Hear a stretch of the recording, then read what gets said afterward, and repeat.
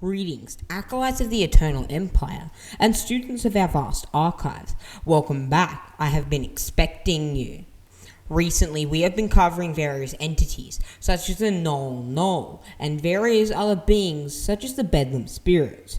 Throughout this channel's history and the archives updation, we have covered a myriad of unique and powerful godlike beings, such as the ones of Mortis, and most particularly Abeloth, the Queen of Chaos and the beloved Queen of the Stars.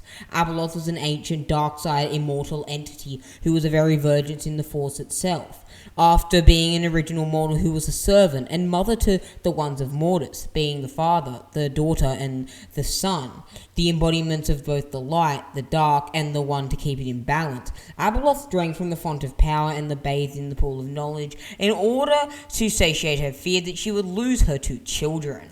In doing so, Abeloth became a being more powerful than all of the ones combined, as it was highly speculated by even Grandmaster Luke Skywalker himself that Abeloth was actually a perpetual entity and an eternal virgin in the Force, unlike the ones of Mortis, who could be killed by the dagger of Mortis.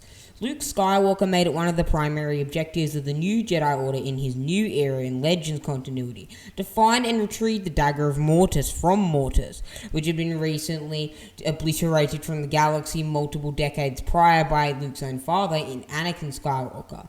He did this in the idea that if Abeloth ever was to return, they could have a probable idea and way to kill her permanently.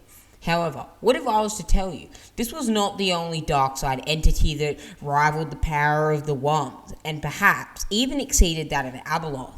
Today we are going to be exploring one of the most ancient and the most powerful Sith gods. The Sith, known as the Kasai, who were the priests of the Sith, worshipped a pantheon of gods, which they saw as above themselves. And many of the Dark Jedi exiles who came to Korriban in 6900 BBY were saw as reincarnated variations of these gods due to the immense way they wielded the Force. So today, grab a snack, adorn yourself in your Jedi armor, as into the pages of history we now go, as we figure out the Sith War God and the only dark side entity that rivaled the power of Abeloth, known as Typho Gem. Typho Gem, also known as Darth Nemesis and Proto Gemma and the Lord of Destruction, was a masculine ancient dark side entity birthed by Telotny, one of the four Bedlam spirits. His siblings could be considered Null, or Adriel, and Thagoronta Gargata. First revealed as the Sith Ari Typho Gem, the left-handed god, and later known to Ricardo into history as the fabled Darth Nemesis, the overlord of the Dark Pantheon, predated the establishment of civilization itself on Korriban. And it believed that Typho Gem, along with the Father of Shadows, who was far more powerful than Typho Gem and the Bedlam spirits overall, was altogether a greater order of beings like the Bilious Torment, Sakra Kla, or even Abeloth herself. While Thelegons of Atakox had identified Typho Gem as a fallen celestial, who had most likely fallen to the corruptive allure of the dark side that the Father of Shadows had done after he sowed discord into the music of the world, very similar to Morgoth from the Lord of the Rings universe. He was presumed more ancient than even the Sith species, the species of red-skinned, pure-blooded kings like King Adas and Darth Kagrash, native to Korriban. This interpretation is likely a result of the misunderstanding of the term celestial. Instead, fragmentary transcriptions of Tauronic Codex suggest Typho Gem arose from the dark side of the Force itself, as a pure incarnation and personification of pure destructive entropy, very similar to the entity Selmakor and the Father of Shadows. Perhaps much like Selmakor, born of the bloodshed between Voss and Gormak millennia later, this ruinous power coalesced into being out of the miasma of dark-side energy, unwittingly fashioned through countless centuries of barbaric warfare between its disparate Sith tribes. It is very likely that Typho Gem existed predating the galaxy itself, being able to accomplish a numerous amount of Force feats after tapping into the dark side, which the Father of Shadows had sown and moulded the new galaxy into with the help of the Supreme Maker, who attempted to nourish and thwart the Father of Shadows' darkness, deeming it as a scourge in his creation.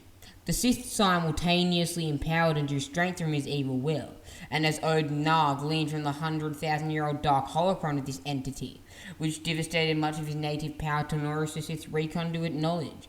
The result was Korriban, whittling away to a dark husk of reddish sands, honeycombed with temples, dedicated to the first agracious mortals that ascended into the darkness that they worshipped, and found their cadox in a monarchical collective of a pantheon, and the tombs of the sorcerers who failed in their efforts to realize such divine might. He was a pure, nigh omnipotent entity, a being of such unfathomable power.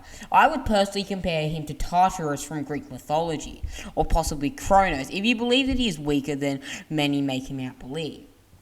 Typhogem, as I stated previously, was one of the children of the Bedlam spirits, and in the multitude of quotes that follow this statement, follow how he was born to Telotny.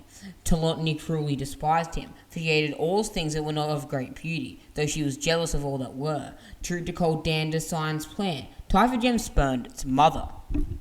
Typhogem was known as Pomogema, and a various other myriad of unique names. However, only one image of Typhogem exists, with that being a carved statue of him with a giant ruby inlaid within his very own heart, something we have only seen from ancient Sith pure-blooded King Darth Kagrash, who predated the arrival of the Dark Jedi exiles on the planet Korriban.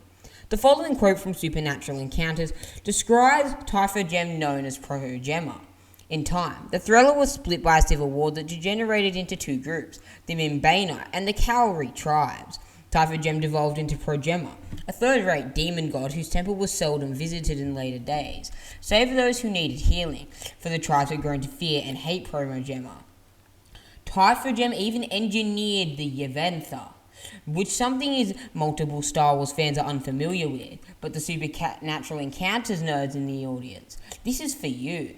From the Dark Ilathorion, Typhogem sought to continue the experiments of Cold Dandasign and engineered the Yevantha, who settled on Zoth, later known as New Zoth or Zoth, on the Korra-Chart cluster of the Deep Core. This world had a mysterious attraction for him. He fostered the earliest dark-side cults to dominate humans he held a specific hatred for them, never forgetting that his mother wore a human shape and tried to murder him.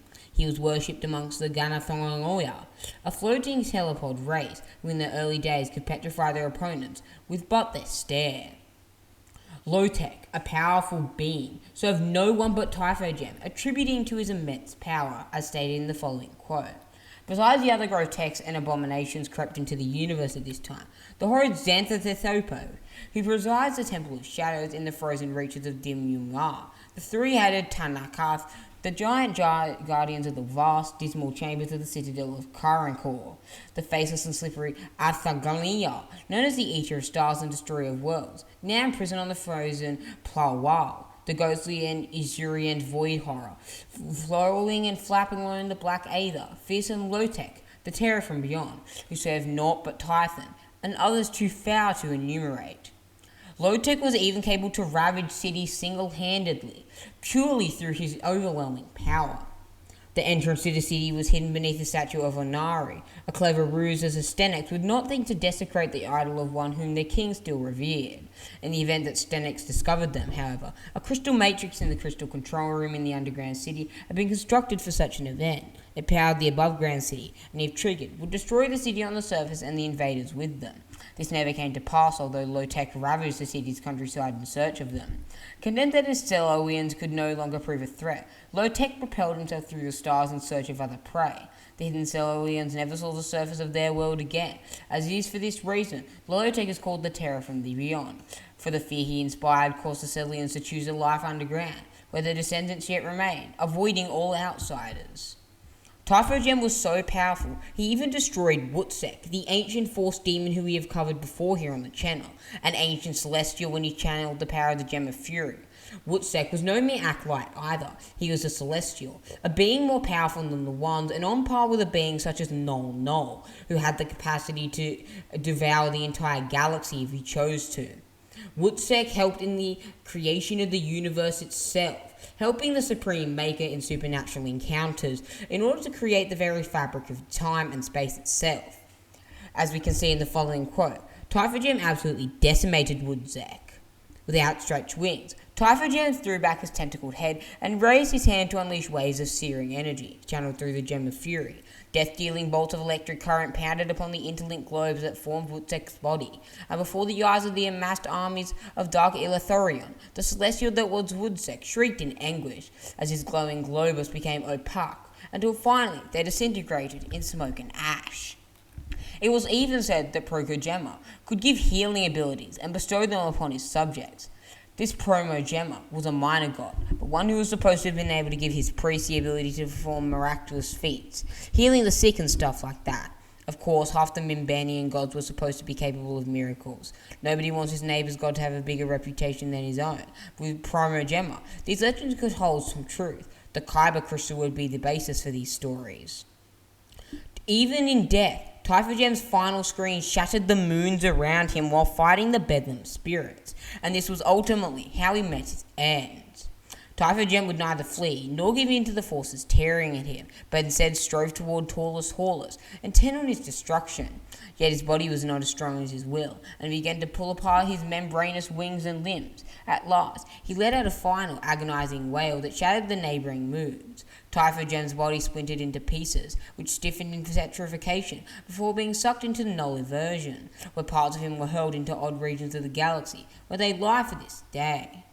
The legendary Sith Ajunta Pal was regarded as a manifestation and a reincarnation of Typhogem, with Typhogem being exceptionally powerful. It is not hard to imagine him being superior to a being such as Abeloth, a very entity and vergent in the Force. Abeloth was inferior to the Celestials, while she was an immortal deity, and was far stronger than any of the ones even put together. Abeloth was inferior to these beings who founded the very universe itself, weaving the very strings of both time and space itself. And yet, while channeling the Gem of Fury, Typhogem, the left-handed god, this ancient Sith being who rose above the pantheon, eventually was able to decimate Wootsek near effortlessly.